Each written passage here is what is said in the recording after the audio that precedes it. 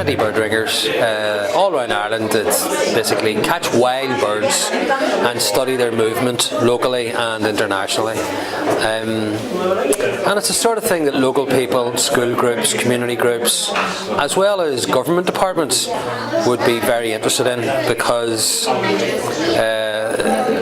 birds are a very visual medium for observing biodiversity, and all the very well publicised declines in practically all native biodiversity. The birds are a great visual indicator. So you can tell if there's more robins in your garden or no robins. You can tell if there's more magpies. Orangefield is a magnificent park in Belfast, run by Belfast City Council, and they have a magnificent local wildlife, junior wildlife club in the park. So they invited me over today as part of their nature day to catch the wild birds. I put the mist nets up, very strictly managed and licensed by the British Trust for Ornithology. This is my third year here, so I've been here in winter 10, winter 11, and now winter 12, 13. And basically I put a mist net through the woodland and catch robins and blackbirds, blue tits, coal tits, and about 20 great tits, as you saw today. A blue tit? That's a good guess. Is it a grey tit? It could be a great tit. Is it a robin? Is it a robin? Is it a grey tit? But the kids absolutely love it. You always pick a kid. You pick one of the wee youngsters to write the information down. You pick another one to, measure the wing, and then one to weigh it. And they're recording all the data. The parents love it. It's hands-on, and then they all get to stroke the wee bird, and then you release it with the ring on it. It's only me that's licensed to actually hold the bird, but they're allowed to stroke it. So it's a lovely public relations exercise for the council and the wildlife group. And at the end of the day, local people get to see the birds of the park close up. See the way that the leg can still move inside the ring? See? And then I take it out, pliers off, and that's a little aluminium ring that'll never rust. And his number, he's got a big long number, but I know it lands in 06. You get that down, Connor? Yep. Good lad.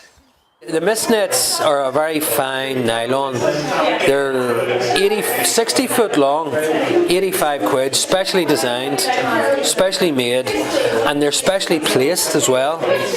So I would come over the week before and have a look at the place and put up some feeders and prune back where I'm going to place the net. And then I come in very early, ahead of the event, a couple of hours before the event, put the mist nets up, tape the place off, put the signs up warning people to put their dogs on leads, mist netting and all this, and basically then prepare the site and have it good to go for 9 o'clock, the time of the event.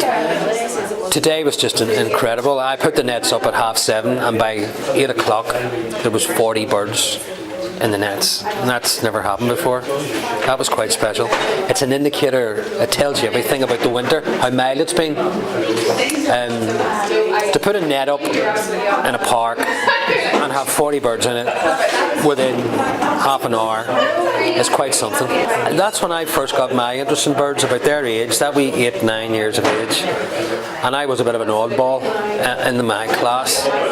I was looking up into the trees from I was about 7 or 8, and all my mates were into other things, sport and football and soccer and everything else.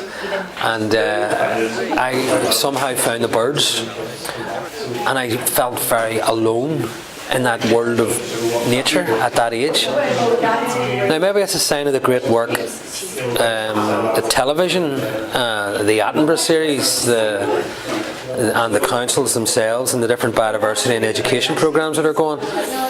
But kids seem to be more hooked in and latched on to nature than ever before.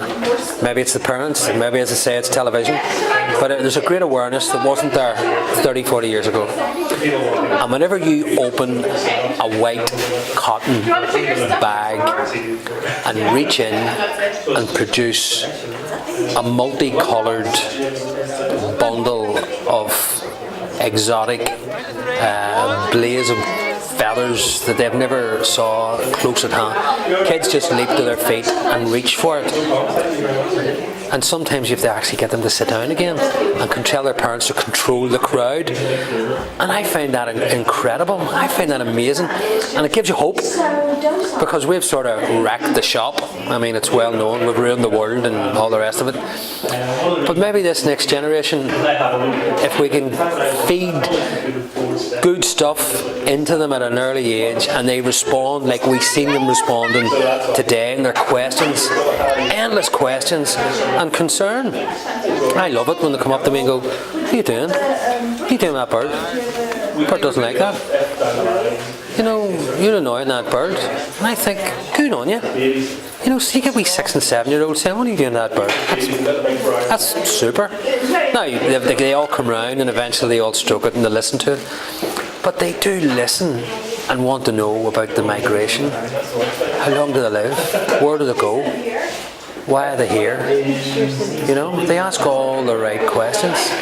So I feed off it, and the council seem to like it, and the local group seem to love it. So it's win-win all round. Count to three. 1, 1, 2, 3.